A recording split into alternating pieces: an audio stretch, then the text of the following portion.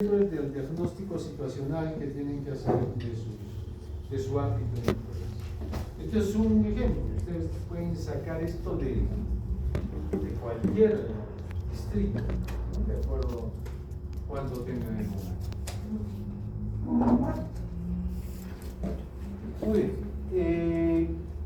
Vamos a seguir con nuestro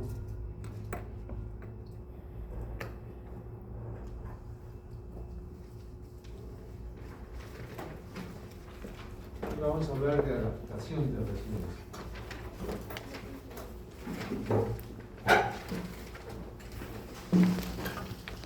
Paralelamente al recién nacido estudian la gestación, ¿cierto? Entonces, durante la gestación, la fisiología fetal es una cosa y la fisiología de otra cosa. Por lo tanto, tiene que haber una serie de cambios. Cuando ustedes me atienden un parto, acá dentro de su cabecita ustedes ya van a estar imaginando qué cambios fisiológicos están ocurriendo. La idea del médico es saber eso. ¿Por qué? ¿Qué nos diferencia de una enfermera o de un técnico de enfermería? No hay técnicos médicos. ¿Qué nos diferencia en el conocimiento? ¿Qué creen que nos diferencia? Porque igual una obstetra o una enfermera en un centro de salud puede atender un parto. ¿Sí? ¿Qué nos diferencia a ustedes de ese personal? La toma de decisiones. ¿Basados en qué? En conocimientos fisiológicos más profundos, ¿no es cierto?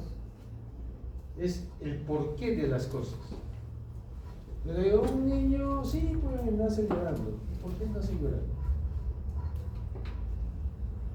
¿Qué tiene que nacer llorando? ¿Por qué? Porque si no llora acá adentro, ¿no es cierto? Nace y llora. ¿Por qué? ¿Ah? ¿Pero quién lo hace respirar? ¿Quién lo hace respirar?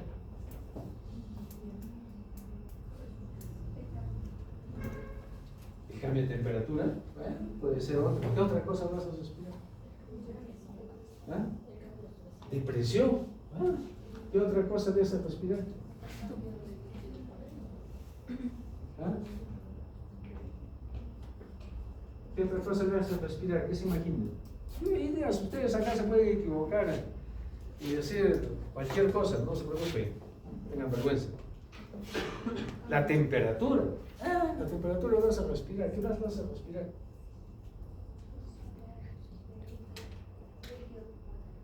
Que se sale el líquido del pulmoncito. ¿Qué otra cosa vas a respirar? ¿La luz será?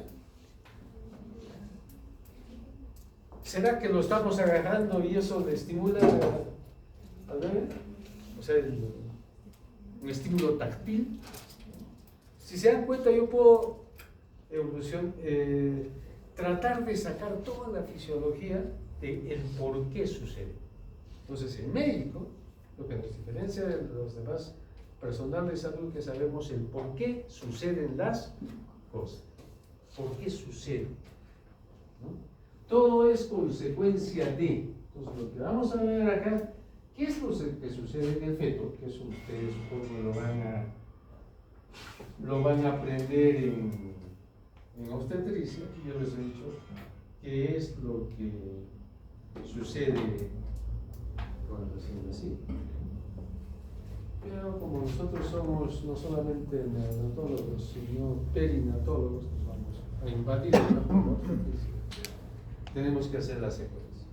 Entonces, la adaptación, ¿qué es adaptación? ¿Qué tiene por adaptación? Adecuar, ¿no? ¿Qué se adecua? Mis diferentes órganos y sistemas funcionan diferente dentro de la barriguita que fuera de la barriguita. Entonces, yo tengo que estudiar, ¿no?, una serie de cosas para poder comprender eso. Ver eso, qué es lo que hago para ayudar a ese bebé para que se adapte mejor. Trato de reconocer qué factores afectarán ese proceso de adaptación. Pero para eso yo ya hice mi anamnesis perinatal, ¿no es cierto? Tengo que hacer un interrogatorio. Tengo que conocer estos cambios. Para yo ayudar, tengo que saber qué hacer para brindar esos cuidados óptimos. Entonces, una adaptación es una serie de cambios fisiológicos, ¿no? Bioquímicos, orgánicos, que implica el paso de la vida intra a la extrauterina, ¿no? En las cuales se ponen en marcha una serie de mecanismos en los diferentes órganos y sistemas indispensables para que ese niño pueda sobrevivir en el ambiente extrauterino. Entonces, nosotros vamos a estudiar qué periodos de adaptación hay, porque no todo es rapidito, ¿no? Hay periodos. ¿Qué sucede en la primera hora? ¿Qué sucede en las siguientes horas? ¿No? Los cambios son dinámicos en el tiempo. Hay algunos que suceden en los primeros minutos, pero hay órganos que se van a adaptar en horas o en semanas, ¿no? Entonces, dinámico. Dice un proverbio inglés: hay 2 días muy peligrosos en la vida del ser humano. El primero y el último, ¿no? Cuando nacen y cuando nos morimos. Entonces, es un periodo de estabilización transicional. La mayoría lo cataloga como 6 horas, pero hay autores que lo alargan hasta los 12 horas de vida inclusive. Por eso les digo, es dinámico. No todos los niños se van a adaptar por igual. Puede haber variación. Y hay 3, los más importantes. Hay adaptación de diferentes órganos, ¿no? A nivel intestinal, a nivel renal, a nivel hepático. Pero hay 3 importantes, que es lo que le va a hacer que ese niño viva.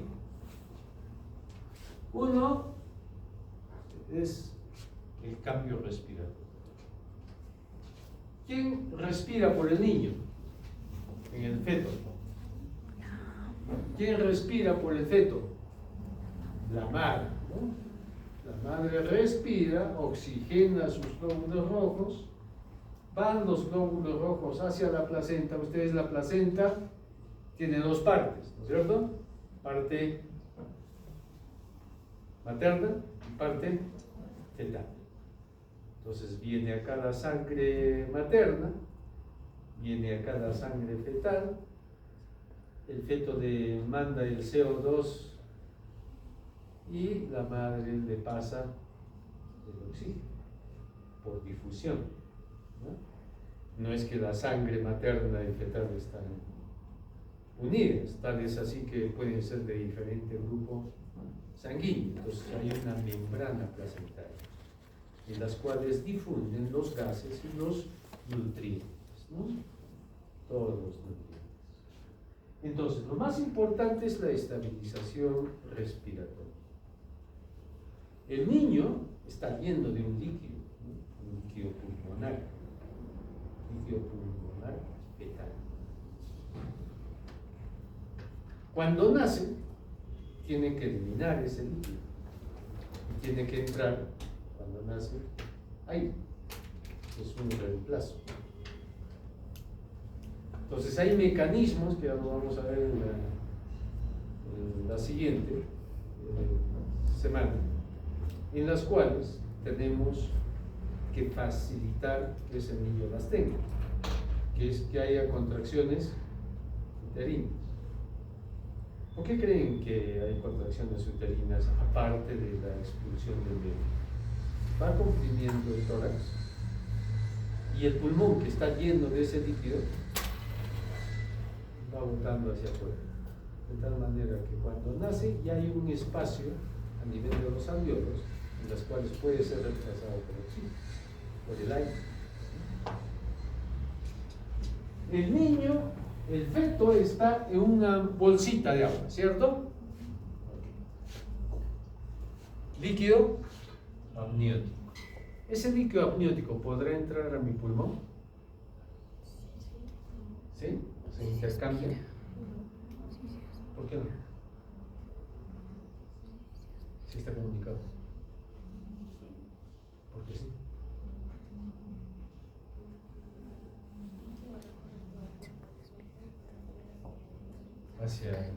O sea, sale, el líquido pulmonar sale y el líquido amniótico entra dentro del pulmón.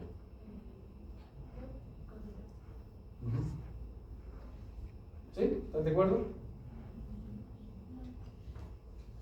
¿Estás de acuerdo? ¿Estás de acuerdo? ¿Tienes tu propia opinión? Lo que quiero enseñarles es a razonar. ¿Por qué no estás de acuerdo? ¿Sí? ¿Estás de acuerdo? Yo tengo... ¿Tienes un... ¿Estás de acuerdo con él? ¿O no estás de acuerdo? ¿Tienes otra opinión? ¿Estás de acuerdo? Dame otra opinión.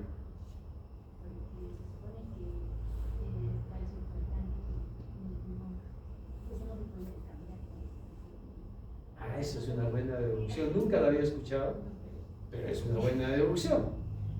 ¿Sí? Oye, porque está en surfactante. Pero sí hay surfactante. Porque se hace pues, a veces una punción y se dosa sobre esfingomielina, ¿no? Que es parte del surfactante. Pero hemos avanzado ahí. ¿Qué dices? ¿Cómo sería? ¿Por qué no?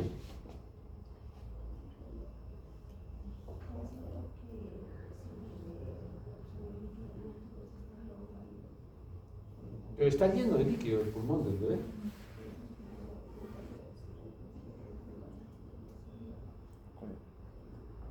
Ya, es otro punto de vista.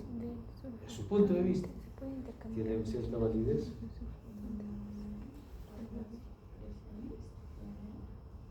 ¿Cómo así? Eso me está gustando más.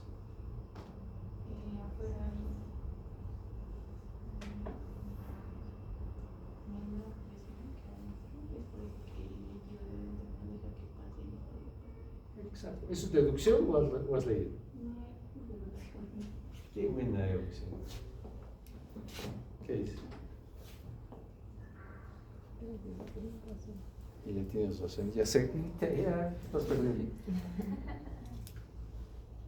¿Qué dices? Sí, comparto. Ya te están ganando. Comparto con mi Comparto la idea de mi compañero. Tienes razón. Tienes razón. Por diferencia de presiones. Entonces, yo tengo mayor presión en el líquido pulmonar. ¿Dónde se produce el líquido pulmonar? En los alveolos, ¿no? Por difusión, por intersticial, ¿no? Por difusión, se llena. Entonces, todos los alveolos están hinchaditos, no están colapsados, están hinchaditos. Están llenos de un líquido especificado como líquido pulmonar. Pero este líquido se produce constantemente. Entonces, ¿qué hace? Sale. Sale nada más. O sea, el líquido amniótico en parte es producido, o su volumen es aumentado por el líquido pulmonar, que constantemente está contribuyendo al volumen del líquido pulmonar, del líquido amniótico. ¿Sí? Entonces, al momento de las contracciones ¿qué hacen, cobertores? Hace esto. Y hace que el líquido pulmonar esté saliendo hacia el líquido amniótico. Como hay mayor presión en el líquido pulmonar, el líquido amniótico no sale. Como hay mayor presión, más bien el líquido pulmonar sale hacia el líquido. Fíjense, la otra deducción que ustedes podrían haber pensado, dice, pero en el líquido amniótico hay células, hay lanugo, pelos también tienen, ¿no? El líquido amniótico. Hay grasita también, ¿no? En el líquido amniótico, ¿sí? Que se desprende la grasita, ¿no? Y si están intercambiando todo eso, se podría meter al pulmón, y eso sí sería cosa grave. Como patología, al momento del nacimiento puede haber aspiración de líquido amniótico, ¿sí? Pero eso no estaría bien, el niño entra con dificultad respiratoria, ¿no? ¿Okay? Eso lo vamos a ver mejor cuando hagamos adaptación cardiorrespiratoria. El otro es la estabilización cardiovascular, también, que es algo importante para que el niño viva extrauterinamente. ¿Qué frecuencia cardíaca tiene el feto? 120 a 160, muy bien.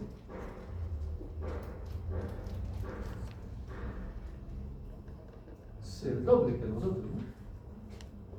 El doble. Esa frecuencia cardíaca va a ir disminuyendo desde el nacimiento hasta que ya sea un niño grande, ¿no? Gradualmente. Nace este niño, ya de por sí ya no es mínimo 120, porque ustedes en la gestante van a hablar de bradicardia fetal cuando disminuya de 120 y taquicardia fetal cuando aumente 160. Pero yo al recién nacido lo recibo y ya varió mis valores, la mínima varió. Para mí es normal que baje hasta 100. Entonces, ¿cuándo voy a hablar de bradicardia neonatal, no fetal? Menor de 100. Ese es un dato básico, porque de acuerdo a eso también van las indicaciones de reanimación por identificación de bradicardia neonatal. El de 160 va a quedar ahí. Sobre 160 vamos a hablar de taquicardia neonatal. ¿Sí? ¿Qué otra cosa vamos a ver en estabilización cardiovascular? ¿Qué cambios hay? ¿Cómo es la circulación fetal? Embriología. Acuérdense un poquito de embriología, porque no hay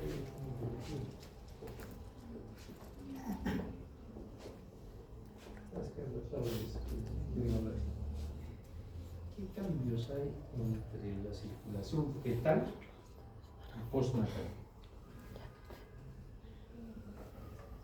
¿Han estudiado psicopedagogia, cierto? ¿O no? Sí.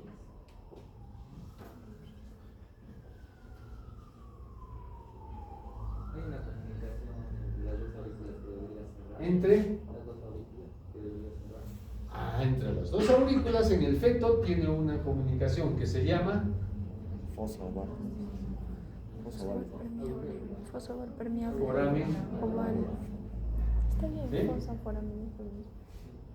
hace un shunt. Shunt. Derecha, Izquierda. izquierda. Y después del nacimiento, ese shunt se tiene que cerrar. ¿Qué otro? Comunicación. El ducto arterioso. ¿Qué es el ducto arterioso?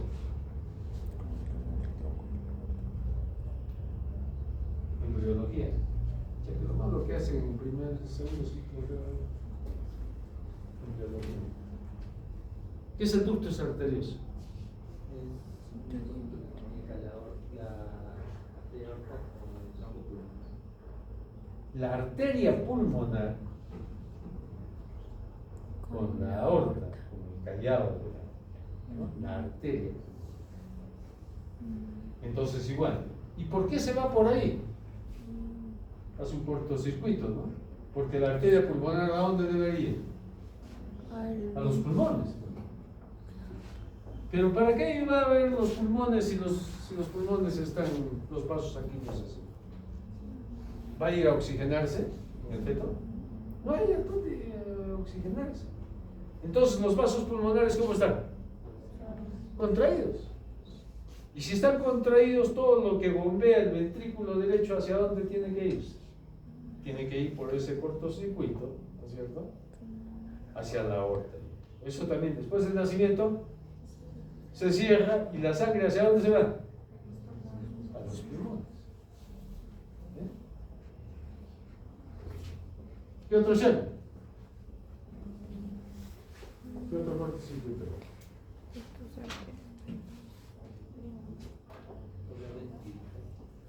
Los vasos umbilicales. Los vasos umbilicales, ¿qué pasa después del nacimiento? Colapsa. Lo primero que se colapsa, ¿arteria o vena? ¿Qué dice? La arteria. La vena viene sangre oxigenada, ¿cierto? Y por las arterias ilíacas salen las arterias umbilicales y sale la sangre desoxigenada. Es la diferencia. Por la vena umbilical viene sangre oxigenada y se va por la sangre. Entonces, cuando nace un bebé, lo primero que se contrae son las arterias. Es como decir, de acá ya no escapa ni un glóbulo rojo más. ¿Eh? Pero la vena permanece abierta. Por lo tanto, la sangre de la placenta sigue entrando hacia el bebé. ¿Han escuchado eso de clampaje tardío de cordón? ¿Alguien escuchó? Que hay que demorarse un minuto y no ligar inmediato. Es para que le entre más sangrecita al recién nacido, ¿no? Y así tenga menos probabilidad de anemia. O sea, aumentar sus reservas de hierro. La temperatura. Ya das a la clase anterior, ¿no? ¿Qué temperatura tiene el feto? Medio grado más que la madre. ¿A qué ambiente idealmente deberían nacer? O sea, ¿cuál es la temperatura donde ustedes atenderían un parto? Ideal.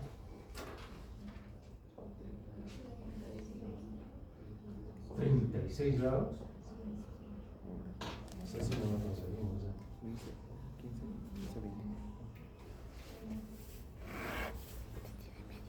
20. En el mejor de los casos, y lo que dice la guía del MINSA, es 26 grados.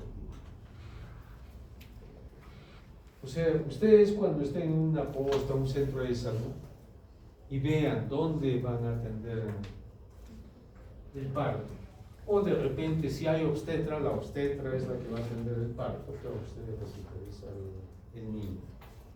Ese niño debería nacer en un ambiente ideal de por lo menos 26 grados ambiental. ¿Pero a qué temperatura estuvo acá?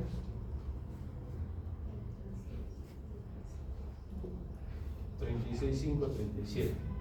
37 grados. Y de repente, de un momento a otro, están acostumbrados, todo el tiempo han tenido ese ambiente, se ha acostumbrado en Maldonado, a vivir en Maldonado toda su vida. Y en menos de un minuto pasa de Maldonado a Santo Tomás. ¿No? Se imagina. Cualquier persona que lo traigan allá o que lo traigan a Cusco, ¿no? En este tiempo de frío. Ese cambio brusco. ¿Qué temperatura nosotros normalmente tenemos? 15, 16. ¿Qué temperatura ahorita estamos? Ahí está el sal de...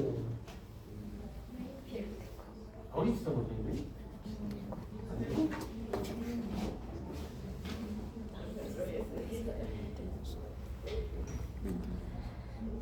¿Todos tienen 20? No, ¿qué dice acá en la ambiental en Cusco? 20. ¿Ah? 20. Yo tengo 17. Porque 20 es caluroso, no es que sea tan caluroso. 17, es una temperatura, ¿no es cierto?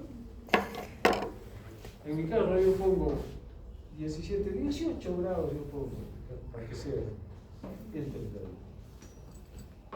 17, pero pónganse que de 17 que ustedes están acostumbrados en el día, ustedes van a salir en la noche menos 11 grados, porque de 37 de temperatura ambiental acá va a bajar a 26 en el mejor de los casos.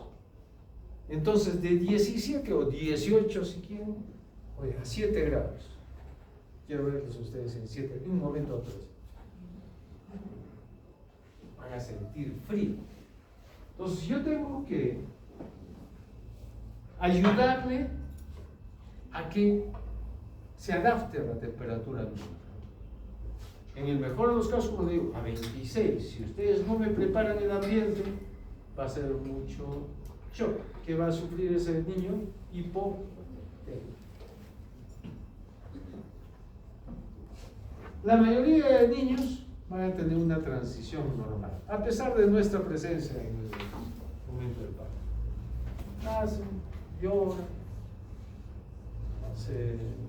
se mueve, e incluso después de unos minutos, si lo ponemos a la mamá, puede succionar.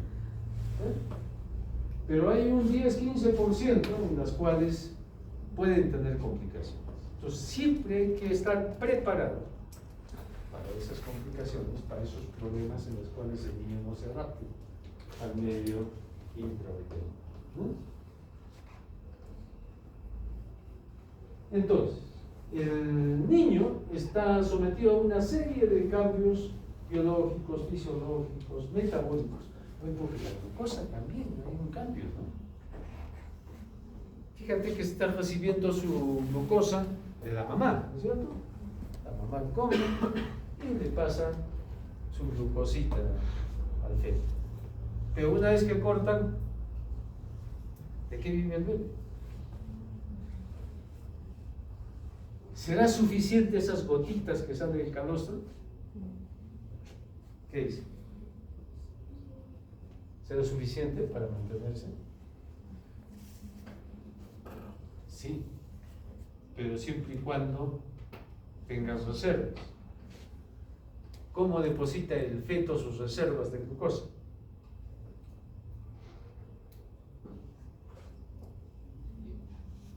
¿Cómo se deposita la glucosa?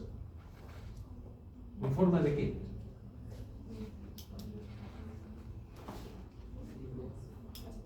No, la glucosa, ¿cómo se deposita en el feto? ¿Ah? Glucógeno. ¿Saben eso? El glucógeno son los depósitos de glucosa que están en el hígado. Cuando nace el bebé, y esto no es suficiente, ¿de dónde saca el resto de glucosa? De la glucogenolisis, de la destrucción del glucógeno, y mantiene su glucosa normal. Eso es metabólico, ¿no? Igual sucede con el calcio. ¿Dónde se deposita el calcio?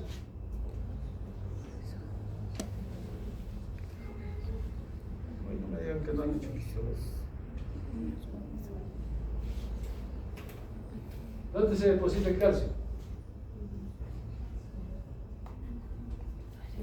Fisiología me he hecho en pandemia.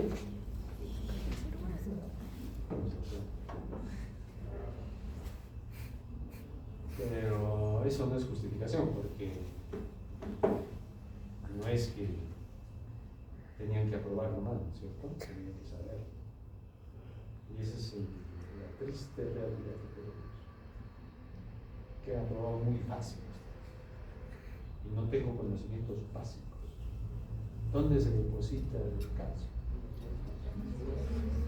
En los huesos. ¿Qué hormonas intervienen en el metabolismo del calcio? La paratormona y la calcitonina. Calcitonina. Decime, lo van leyendo. Y eso les va a servir para todo.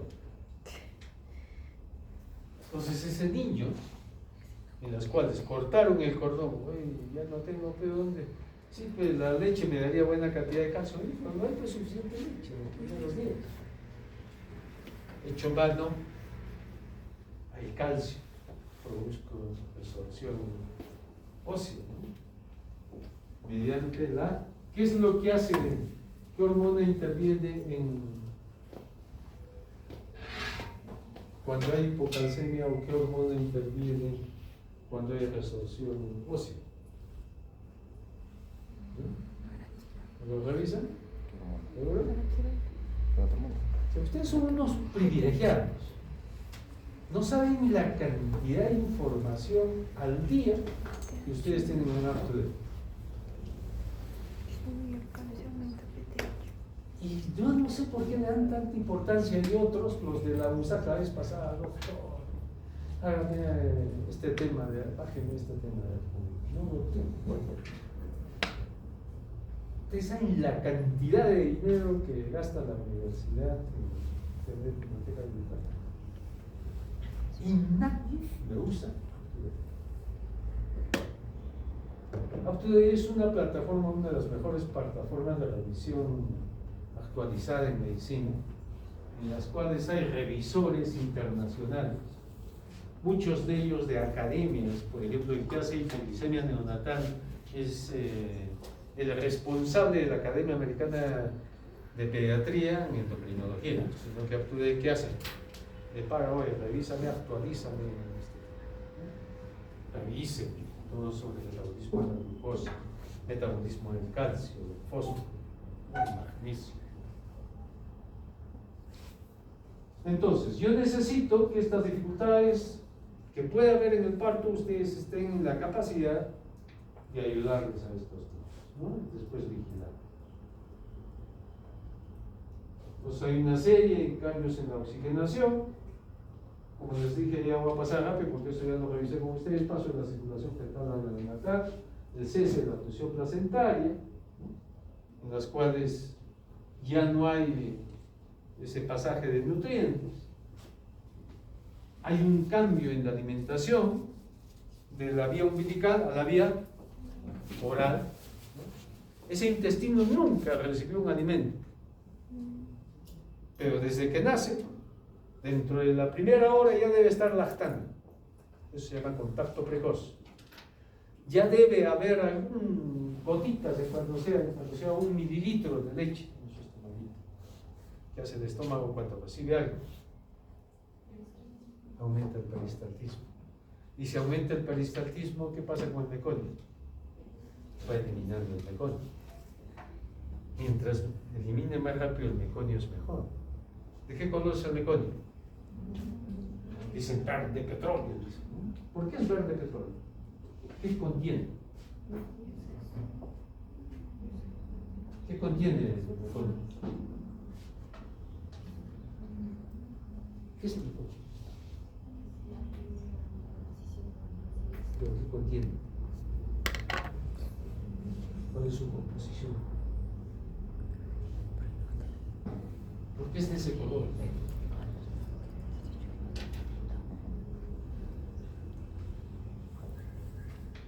¿Por qué en las deposiciones de ustedes no es blanca?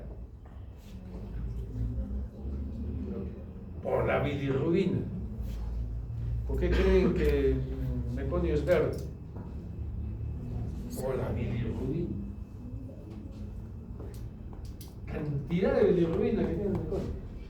Entonces, mientras más tiempo esté el meconio ahí, ¿qué pasa? Se reabsorbe la bilirrubina y ese niño se pone amarillo. Por eso la mayoría de niños, ¿no?, tienen ictericia. Pero mientras más rápido eliminen, va a ser mucho mejor. Entonces es importante iniciar la alimentación en ese niño del comienzo. Igual el riñoncito. ¿Quién es el riñón del feto? El riñón materno. ¿Quién elimina la urea y la creatinina? El riñón de la mamá. Cortan el cordón. El riñoncito fetal no recibía mucho flujo, solamente el flujo sanguíneo suficiente para irrigarlo, para que esté vivo. Pero el momento que cortaron el cordón, por eso le digo, cada vez que hagan algo, imagínense fisiológicamente todos los cambios que están ocurriendo. Ustedes cortan el cordón y automáticamente ya no hay escape. ¿Qué pasa con la presión arterial? En el feto no había, porque la circulación es de derecha a izquierda. Pero cortan el cordón, ¿qué es lo que pasa? En los lados izquierdos, a nivel arterial, comienza a aumentar la presión. ¿Sí? Aumenta la presión sistémica, se establece la presión sistémica diastólica y sistólica. ¿Qué pasa con ese riñoncito? Comienza a recibir más sangre. Y si recibe más volumen sanguíneo, ¿qué va a hacer con la tasa de filtración? Va a aumentar la tasa de filtración intracelular y comienza a producir más cantidad de orina. Al comienzo, el niño no concentra. En el feto, el niño no concentra. Es una orina diluida. ¿Sí? Eso es, ¿a dónde va? Al líquido amniótico. O sea, la orina fetal contribuye al líquido amniótico. Pero una vez que se establece una tasa de filtración, ya va a tener que eliminar su propia urea, su propia creatina. Entonces va a tener que funcionar. Igual con el hígado. ¿Ustedes creen que el feto va a ponerse histérico? No hay forma, ¿no? Si aumenta la cantidad de bilirrubinas, la mamá lo va a eliminar. Por ejemplo, en una eritroblastosis fetales, ¿no? Con incompatibilidad de pH intraútero.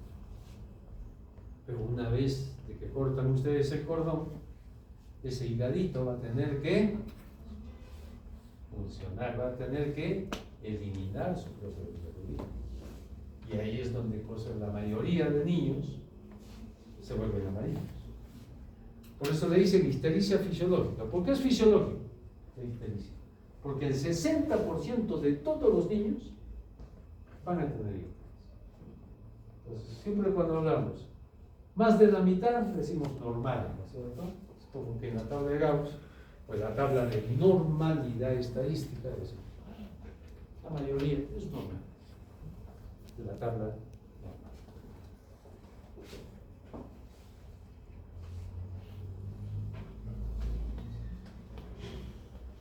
Y como les decía, también es dinámico. Unos pueden adaptarse más rápido que otros. Y la observación de ese proceso hay que acompañar. Y hay que brindar atención a quienes veamos que no se están adaptando adecuadamente. Y para eso tengo que identificar quienes pueden tener riesgo de maladaptación. Porque hay patologías maternas en las cuales a mí me deben poner los pelos de punta, es decir, lo voy a vigilar. Por ejemplo, si tengo una mamá, lo más común de patología materna, ¿cuál es? Preeclampsia. Oye, ese niño va a nacer con algún problema. Y acá vamos a pasar a esta parte que es ya la parte central del tema, que son las etapas. Esto ustedes me van a tener que observar, ojo. No quiero que se quede acá en la teoría, en unas letras. Ustedes van a observar partos, para eso es la práctica, desde el momento de nacimiento, y van a ver qué es lo que está sucediendo en ese bebé. Nace el bebé y lo vamos a ver. Los primeros 15 minutos o los primeros 30 minutos se le llama primer periodo de reactividad.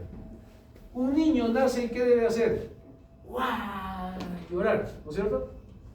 Llora. Está reactivo, se mueve. Está alerta, activo, taquicárdico, polipneico. ¿Polipneico por qué? Porque está eliminando el líquido pulmonar, por lo tanto hay gruñidos, estertores, roncantes. Su temperatura baja. ¿Por qué baja? Por la diferencia de temperatura intrauterina a la ambiental. Así sean los 26 grados que yo les estoy diciendo. Está alerta, está atento, incluso puede estar con los ojos un tanto abiertos, abre los ojos. Está llorando. Ruidos aéreos, no hay. Todavía recién se va a establecer en las horas posteriores los ruidos aéreos y disminuye la temperatura. La frecuencia respiratoria puede tener grandes variaciones. La frecuencia respiratoria normal, ¿cuál es? La clase anterior sí les dije.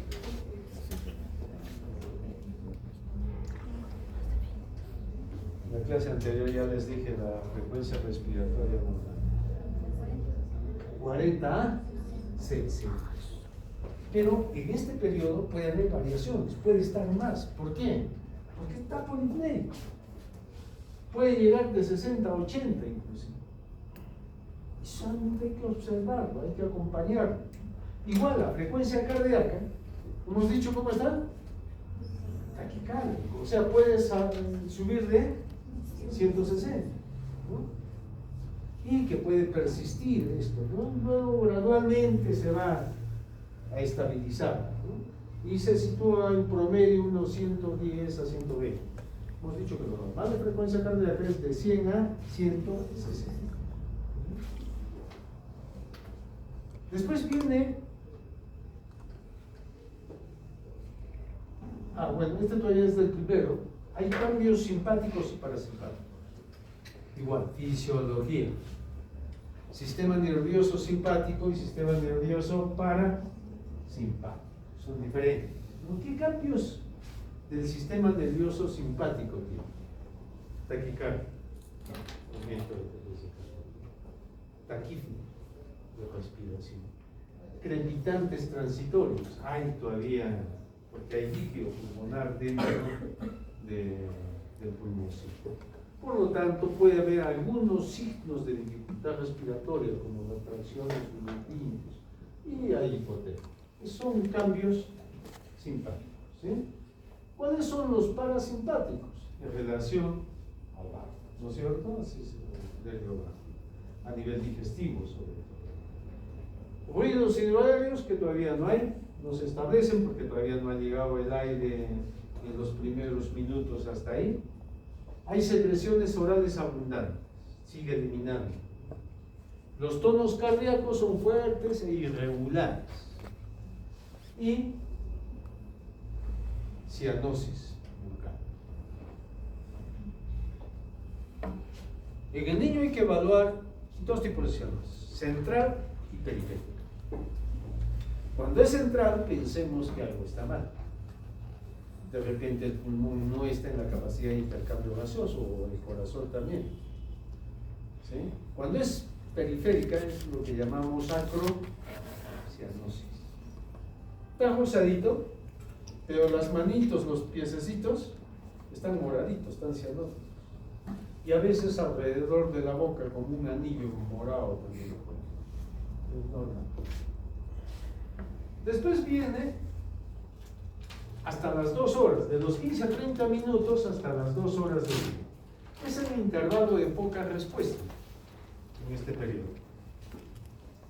O sea, el niño, en las cuales tenía una actividad aumentada, comienza en este periodo a declinar su actividad e incluso se puede quedar dormido. Por eso es importante aprovechar el primer periodo que está reactivo para el contacto con la mamá, el contacto precoz. Por eso es importante tratar de que succione en esa primera hora. Acá declina todo, puede quedar en sueño, puede disminuir los estímulos, la frecuencia cardíaca tiene grandes variaciones ahí. Los movimientos respiratorios se pueden ubicar ya en valores que yo espero de un neonato normal, y van a aparecer ya algunos ruidos hidroaéreos. Cuando el niño nace, pues una ollita es planita. No es conocido.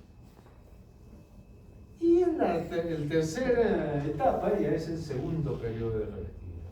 ¿Qué es lo que hace? Ya descansó un poco el bebé y otra vez se levanta y otra vez comienza a llorar y otra vez se comienza a aumentar el movimiento. Y este ya quiere lactar otra vez, ¿no es cierto? Estamos hablando entre las 2 a 6 horas, a 8 horas o más, ¿no? En este periodo. Nuevamente existe activación del desarrollo neuromuscular, aumenta el tono, empieza a llorar. Todavía hay grandes variaciones de la respiración y la frecuencia cardíaca. Puede haber algo de vómitos por las secreciones que está teniendo todavía. Puede ya expulsar meconio, empezar a expulsar meconio. Ya saben que de casi el 98-99% expulsa meconio en las primeras 24 horas. Llanto fuerte. En este periodo generalmente la temperatura corporal se estabiliza. Estoy hablando de ese 90% de niños que hacen una adaptación normal, que son niños atérmicos, ¿no? Y el bebé acá ya está generalmente listo para una siguiente lactada, ¿no? Para alimentarlo nuevamente. Entonces, estos son los 3 periodos. El primer periodo de reactividad, pocas respuestas. Segundo periodo de reactividad. Y eso es lo que tenemos que vigilar, que es todo lo de. Por ejemplo, si ustedes tienen un niño prematuro, ¿va a hacer esto? No. Si ustedes tienen un niño deprimido al nacer, asfixiado, ¿va a hacer esto? No. Un RCIO, probablemente tampoco, ¿no? O cualquier malformación que pueda impedir una adaptación normal. Entonces hay que identificar, para eso es lo que vamos a ver después en la historia clínica, la anamnesis perinatal, interrogatorio. Averiguar en la historia perinatal o directamente con la mamá qué es lo que ha pasado durante toda la gestación. Porque eso nos va a hacer prepararnos para ver, oye, ¿qué vamos a vigilar? ¿Qué factores pueden alterar este proceso de adaptación normal?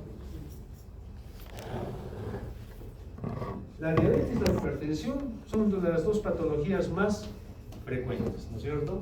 ¿Por qué? Porque hay mamás diabéticas antes de gestar, pero la gestación también induce a diabetes. O sea, yo tengo diabetes pregestacional y gestacional. Igual con la hipertensión. Hay mamás que pueden ser hipertensas crónicas, pero lo más frecuente es de que haya una hipertensión inducida por la gestación, que es la preeclampsia. En esos casos, lo que se produce en el feto es una falta del desarrollo por insuficiencia placental. Esa placenta, esas patologías maternas, pero como que no le pasa bien los nutrientes y el oxígeno, entonces ese niño no crece bien. Ese niño tiene un retardo, una restricción del crecimiento por la patología. Y por lo tanto, este niño tampoco se va a adaptar.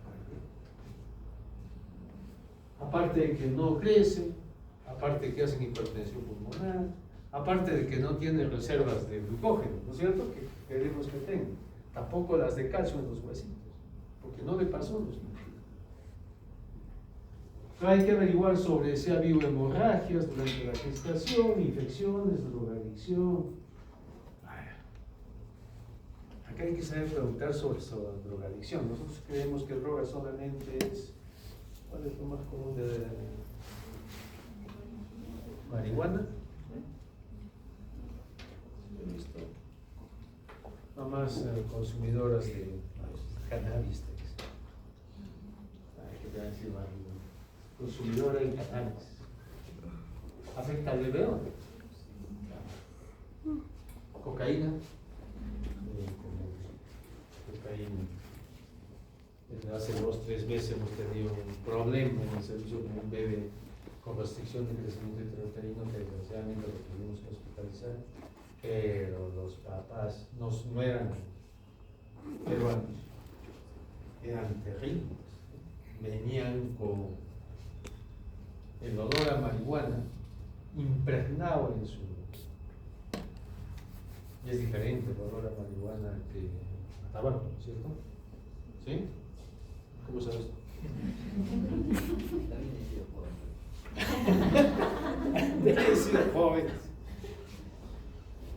No, ese se identifica, pues, pasan por procuradores, nomás ya nada que... Entonces nos fue muy mal con el bebé porque hizo hipotermia, presión, era un retardo de crecimiento. Y tuvimos que llamar a la fiscalía para proteger al niño, ¿no? Porque la mamá le quería dar de lactar. Y le dijimos que no podía dar de lactar. Y nos decía solamente que fumaba, que no otra cosa, que no era eso. El principio activo de la marihuana o del cannabis pasa muy bien en leche materna porque es muy lipo, pasa excelente. Ya también tuve un caso de una consumidora que vivía en Ocongate y que a los 3 meses que nació, la vi 2 veces en la consulta privada. Una noche me llama que ella, por ejemplo, dejó de consumir a los 3 meses. No había desde los 3 meses cuando se dio cuenta, 2 o 3 meses, cuando se dio cuenta que estaba embarazada. Dejó de consumir, muy responsable. Entonces se fue, después del nacimiento vivía con su esposo por Ocongate. Ella era extranjera, el esposo era de Ocongate, Michelle. Y a los 3 meses me llama y me dice, mi bebé no despierta. Está ahí con poca succión, está solamente que quiere dormir. Entonces yo le digo, ¿estás consumiendo? No, dice, desde que nació no consumo, sino que el sábado nomás hemos tenido una discusión con mi pareja. Sí he fumado, pero me he salido de la casa. ¿Sí? Esa es su deducción. No, es que he fumado en el patio. Y no está pensando que fuma, y el principio activo, que es muy liposoluble, sale de leche materna. Y el bebé, de verdad, pues me lo trajo, le tuve que poner suerito, ¿no? Mientras que reacciona, y explicarle que es un problema. Un cerebrito que es inmaduro, pues incluso. Entonces, siempre averiguar esto, pero de acá les digo, para nuestra gente del campo, ¿cuál es la droga más usual? Alcohol. ¿Sí? ¿Y creen, pues, tomas alcohol? No, me dice yo, chichita nomás. Y no consideran a la chicha como alcohol, consideran a la chicha como fresco. Y nosotros vemos bastante síndrome alcohólico fetal. Son niños que cursan con restricción de crecimiento intrauterino. Un embarazo pretérmino. Pónganse que ustedes tengan una amenaza de parto pretérmino. Lo más antes posible, si pueden, refieren. Algunos los van a atender porque les van a ganar, van a venir al centro de salud y ya tienen expulsivo y me tienen que atender al prematuro, me tienen que estabilizar el prematuro y me lo tienen que resolver el prematuro. Todo eso quiero que lo aprendan bien. Cómo referir a la necesidad, cómo poner un sueño, ¿no? Si hay una malformación, igual me va a interferir en todo este proceso de adaptación. El que no haya controles prenatales es un riesgo, ¿no? Y madres en los extremos, ¿no? Menores de 16 o mayores de 35. Aunque la Organización Mundial de la Salud ha bajado, antes era 19, ¿no? lo ha bajado a menos de 16. O sea, menos de 16, no 16. Hasta 15 años, 11 meses. Como riesgo para el bebé. Ahora, la mamá ñosa la considera a partir de los 3 años. Sí va a aumentar siempre. ¿No? Cada vez tenemos más mamás que demoran mucho sus embarazos. Por X motivos, ¿no? Y casi la mayoría ya llegan a una fertilización in vitro. Y son más de 40 años.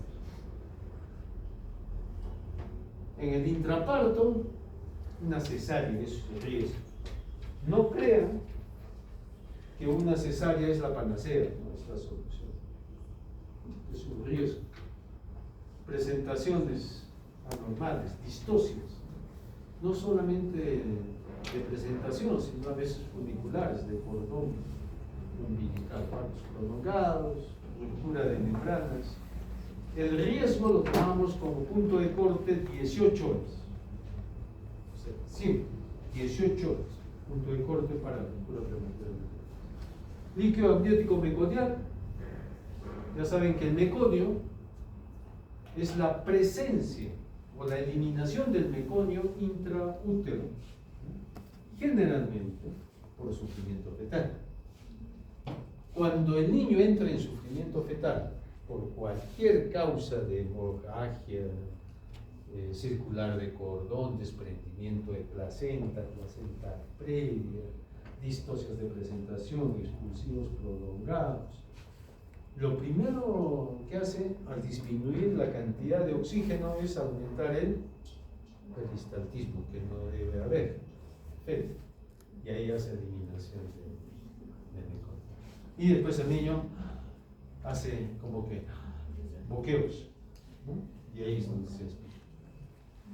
La anestesia general, igual, generalmente las cesáreas son con anestesia regional, prolapsos de cordón, parto instrumental. En el posparto, ¿qué riesgos tenemos? ¿Qué tenemos que cuidar?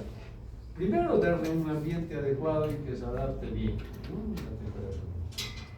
Niños que dejen de respirar, o niños que nazcan deprimidos, bradicardios, que empiecen con síndromes de dificultad respiratoria permanentes, que se vaya agravando en las primeras horas, ¿no? Anemia, eso se ve más en desprendimientos de placenta o hemorragias en el tercer trimestre. Anomalías congénitas, traumas obstétricos, que siempre hay. Prematures, bajo peso.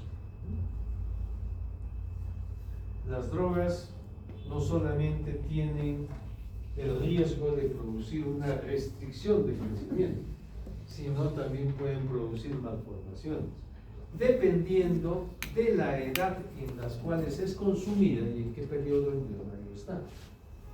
O sea, en las primeras 8 semanas, por ejemplo, el riesgo de malformación por drogas es casi el 60%. Hasta la semana 16, bueno, baja el 30-40%. Después de la semana 16 baja la malformación, pero puede persistir las alteraciones funcionales.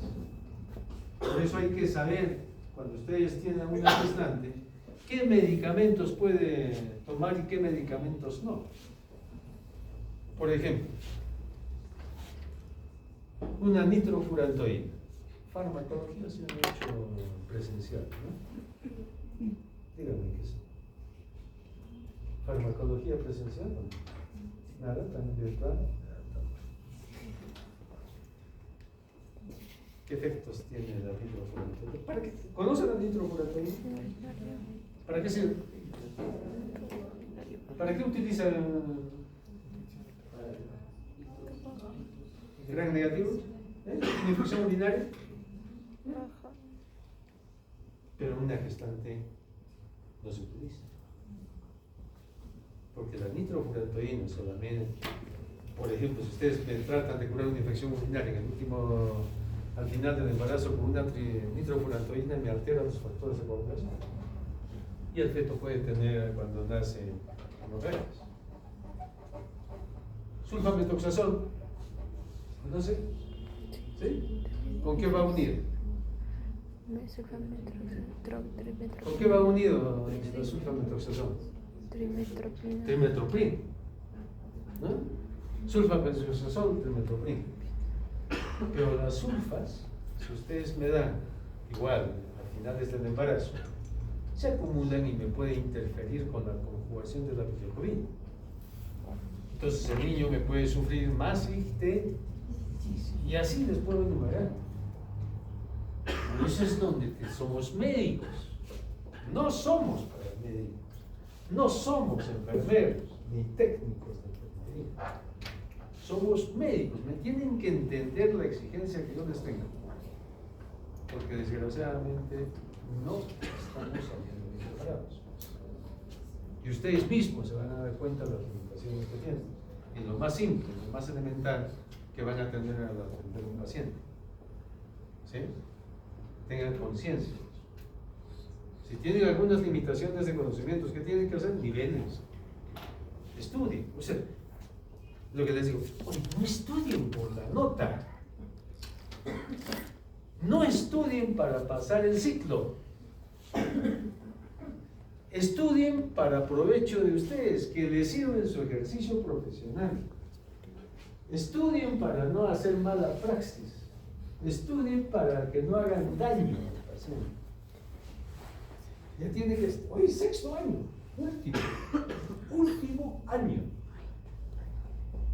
Hacen su internado y después así lo sueltan.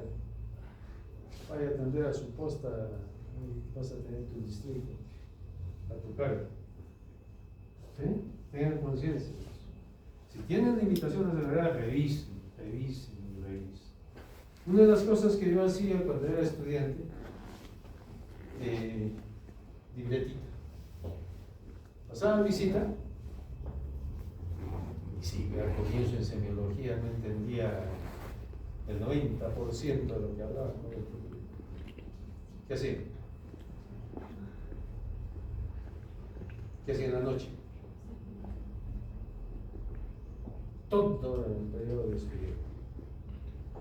Cuando era interno y salieron felizmente unos pockets, las primeras pantallitas, escribíamos ahí y podía meter un libro en los años, estoy hablando más de 30 años, 25, 37 años, comienzos de los 90, ¿qué? 88, y aparecieron esas. A mí me hubiera encantado ser estudiante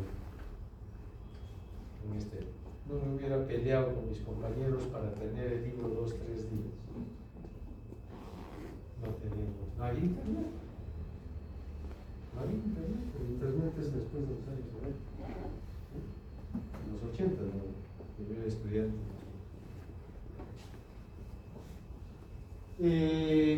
Todas estas malformaciones mayores pueden estar asociados a algunos agentes externos, ambientales, sean químicos o sean físicos, que puede haber ocurrido durante la gestación. Hay que averiguar. ¿Sí? Pues eso es todo. Si tienen alguna pregunta, podemos comenzar.